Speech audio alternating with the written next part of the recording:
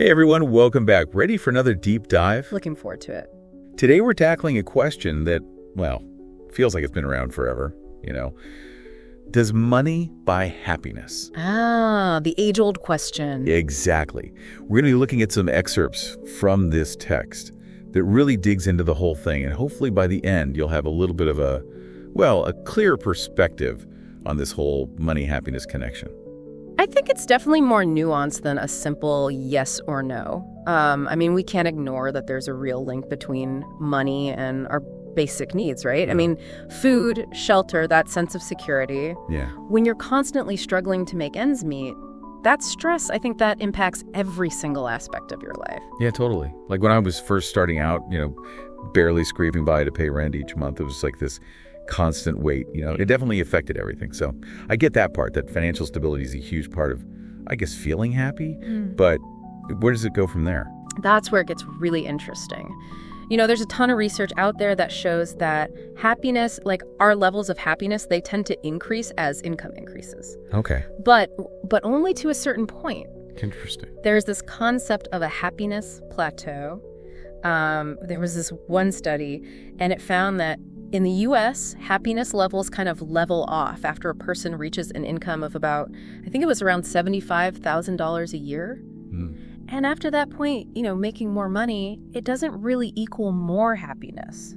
So does that plateau also kind of depend on how someone defines happiness? Oh, absolutely. Like maybe for some, reaching that point of financial stability, maybe that gives them the freedom to chase different things, Right. Like passions, creative things that they find fulfilling, even if their income doesn't keep going up, up, up.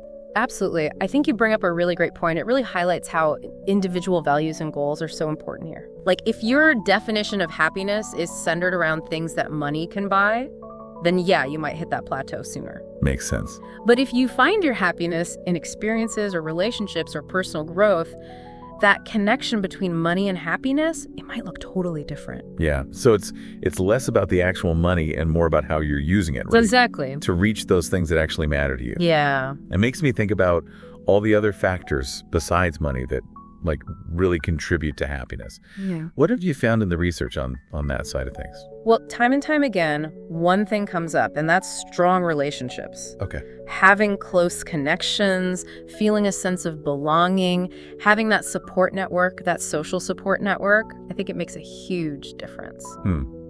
It's funny because this text that we're looking at, it also talks about that. It mentions how focusing on buying stuff, on material possessions, it can actually prevent you from building those meaningful relationships. Oh, for sure. Like consumerism, it often pushes this idea of individual satisfaction, right? Finding happiness through buying more things instead of finding joy in sharing experiences and connecting with others. You hit the nail on the head. And that actually ties into another big point, and that is our tendency to compare ourselves to others. Oh, yeah. Right. Especially these days. We're constantly bombarded with images of wealth and success on social media, so it's so easy to fall into this trap of never enough. Definitely. We start chasing some external standard of happiness that's totally out of our control, and then we lose sight of what actually makes us feel joyful, That's that saying, right?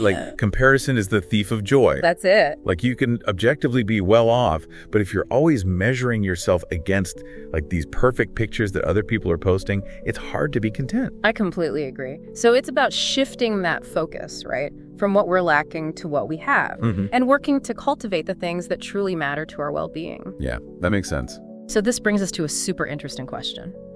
How can we redefine wealth? How can we think of it as more than just money? Ooh, that is a good question. It makes me think of all those things that, I don't know, we just don't often consider.